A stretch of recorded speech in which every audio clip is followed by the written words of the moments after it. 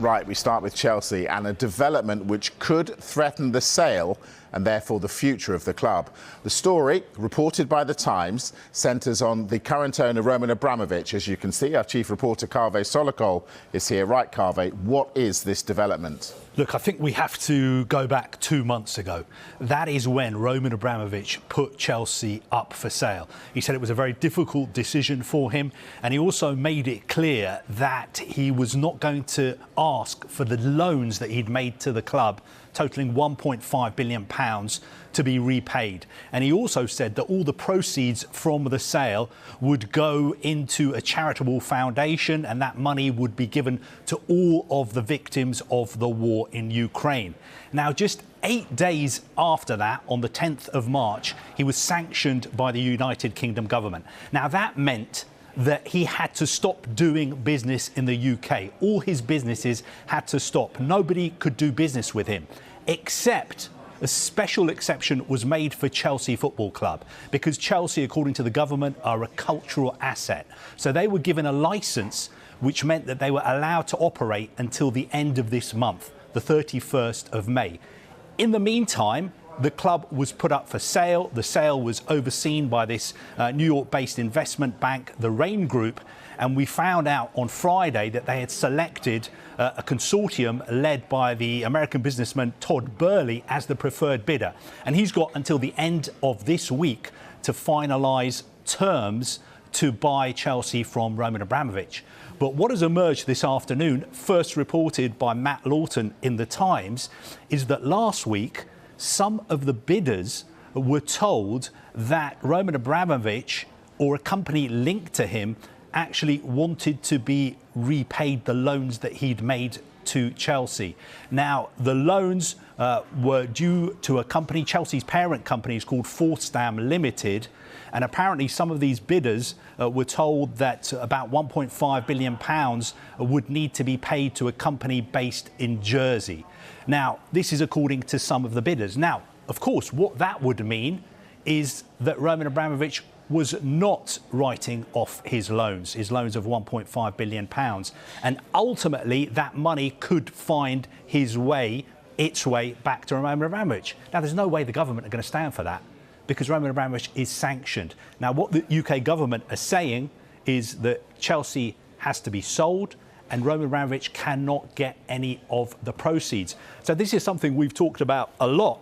What is going to happen to the money? Yeah, you've said it all along. Follow the money. This is the £3 billion question. This is the £4 billion question. What is going to happen to the money, and who is going to have control of that money? Is it going to be the UK government, or is it going to be Roman Abramovich? Well, it can't be Roman Abramovich, because he is sanctioned. The UK government are not allowing him to do any business in the UK. So we could have a potential situation where we've got a standoff between Roman Abramovich and the UK government. And all the while, the clock is ticking. The clock is ticking because Chelsea's licence to operate runs out at the end of this month, the 31st of May. Now, you have to see it from both points of view. If you see it from Roman Abramovich's point of view, he is thinking, they want me to sell Chelsea. £2.5 billion I'm going to sell it for. I'm not going to get any of that money. I'm going to lose all that money. I'm going to lose the club as well. And I'm going to lose the £1.5 billion that I've lent the club. That is from Roman Abramovich's point of view. From the other point of view, UK government are saying, look at what is happening in Ukraine. Look at what Russia is doing in Ukraine. Roman Abramovich is somebody who is linked to the Russian government. He's linked to Vladimir Putin. That is why he's sanctioned. We cannot have him doing any business in the UK. We cannot have him making 1p in the UK. And in the middle of all this, are stuck Chelsea Football Club. Why doesn't he just not sell and hang on until sometime in the future when he will get his money? If he does that, what happens to Chelsea? If he hangs on and refuses to sell, of course, he could do that. He's got other business interests. He's got property. He's got a house in Kensington that's worth £150 million. He's not selling that at the moment and giving the proceeds away to charity. No, he's doing exactly what you say. He's sitting tight. But the only problem is, if he sits tight and refuses to sell Chelsea, then Chelsea will go out of business. Chelsea will not exist anymore. And of course, he has said, he's always maintained that Chelsea are very, very close to his heart, and he does not want that to happen.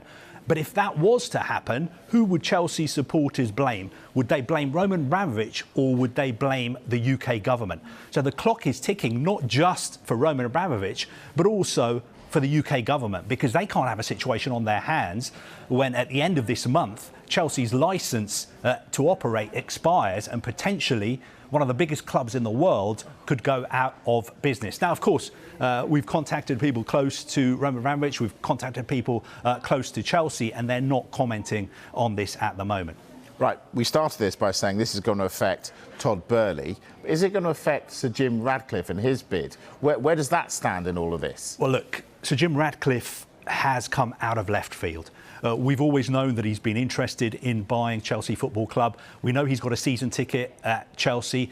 We know he's one of the richest men in the UK. But he decided almost to ignore the sale process that was set up. The deadline to put your bids in was 2 weeks ago. He didn't engage in that process. He wasn't in touch with the Rain Group. He wasn't doing all the due diligence that the other bids were doing. What he did instead is on Friday, he put in a massive bid worth in total £4.25 billion. But he hasn't been part of the process. So I would think it's difficult for the Rain Group to consider his bid. But of course, his bid is still there in the background and he remains interested in buying Chelsea. But we've still got the problem. If Jim Ratcliffe was to buy Chelsea, what would happen to the money?